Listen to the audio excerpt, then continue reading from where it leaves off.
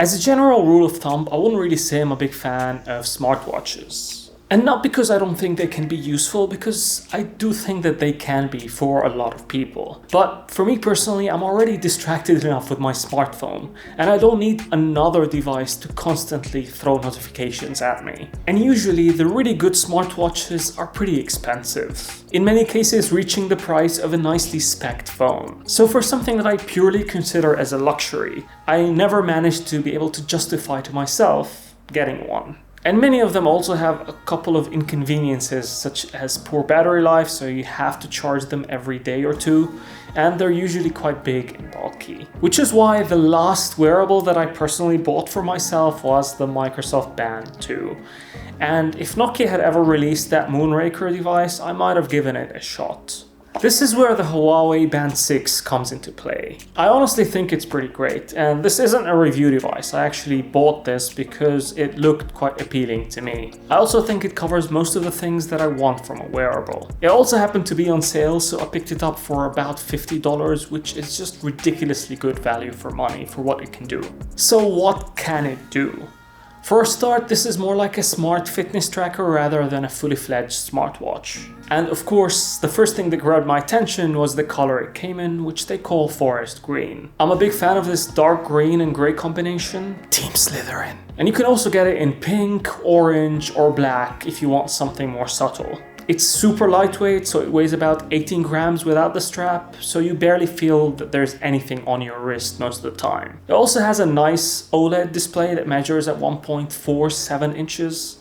Love how OEMs these days are so accurate with the display sizes. Anyway, all the icons and text pops really nicely on this display. And I also like the custom user interface that it has, which is nice and simple. You have your main watch face page, which is customizable, and other home screens that you can fully customize. Swiping from the top down brings you to the quick toggle settings, which has things such as the do not disturb mode and the alarm mode, as well as quick access to the settings. And throughout the whole interface, you can always swipe from the left to go back. To access the menu, you just press on the one physical button that's located on the right. I honestly would have liked to see this somehow integrated into the operating system without having to use the physical button, but that's the way it is. And as a fitness tracker, it also has most of the things that you expect, such as a heart rate monitor and a step counter. There's also an oxygen saturation levels in the blood, which is pretty cool. It can even measure your stress levels, so it's nice to know that I'm personally constantly stressed. And it has up to 96 different exercises that it can measure. Sadly, sitting on a couch and playing video games isn't one of them. Of course, because of its price, there's no built-in GPS on this. So the step counter, for example, isn't 100% accurate, but it's close enough that I personally don't care. On top of all of its features, it syncs everything into an app called Huawei Health, which is its companion app and absolutely required in order to use the Huawei Band 6. So if you want to keep track of absolutely everything, you'll find it all on the app. Now the Band 6 naturally also has notifications that you can enable, so you can get things such as WhatsApp texts, messages, and call alerts, for example, as well as other things such as Gmail notifications. And there's a huge list of notifications that you can enable or disable, so you can fully customize this to your own liking. So when you get a notification, the watch will vibrate and you can select between two different vibration strengths. For me, after a day of constant vibrating, I put the watch in Do Not Disturb mode and haven't looked back. And from inside the Huawei Health app, you can also download additional watch faces. Some cost money because they're submitted by users, which is pretty cool. I'm going with this cyberpunk theme, which matches Cyberpunk 2077, the game, which I think looks pretty cool. But there are plenty of watch faces that are more subtle and look more professional, if that's your type of thing. One of the features that I find really useful is called Find My Phone.